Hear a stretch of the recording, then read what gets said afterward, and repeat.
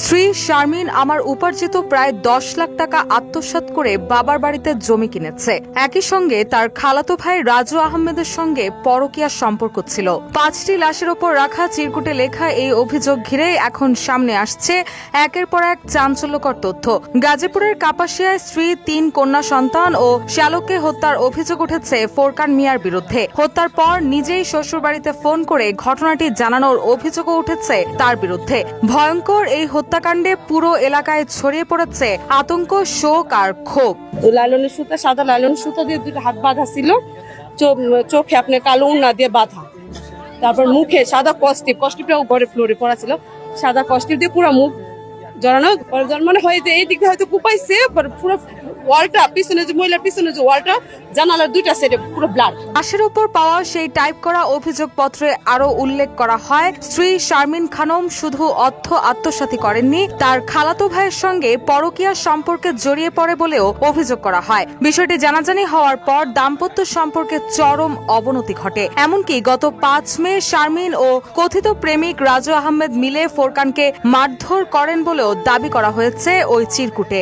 আর এই অভিযোগের 5টি অভিন্ন কপি পাওয়া যায় 5টি লাশের ওপর। নিহতদের মধ্যে রয়েছেন ফোরকানের স্ত্রী শারমিন, তাদের 3 কন্যা সন্তান মিম, উম্মে হাবিবা ও ফারিয়া এবং ফোরকানের শ্যালক রসুল। নিহতদের সবার বাড়ি গোপালগঞ্জ সদরে।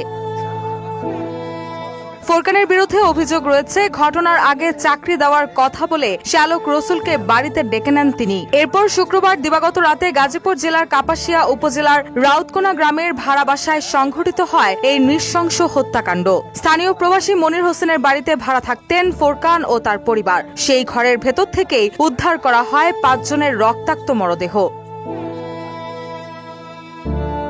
সবচেয়ে চাঞ্চল্যকর বিষয় হল, হত্যাকাণ্ডের পর পালিয়ে যাওয়ার আগে ফোরকান নিজেই শ্বশুরবাড়িতে মোবাইল ফোনে হত্যার বিষয়টি জানান বলে অভিযোগ উঠেছে। এরপর থেকেই তিনি পলাতক রয়েছেন। এদিকে একই পরিবারের 5 জনকে হত্যার ঘটনায় হতবাক এলাকাবাসী। স্থানীয়দের দাবি, দ্রুত অভিযুক্তকে গ্রেপ্তার করে দৃষ্টান্তমূলক শাস্তি নিশ্চিত করতে হবে। সঠিক বিচার চাই আমরা।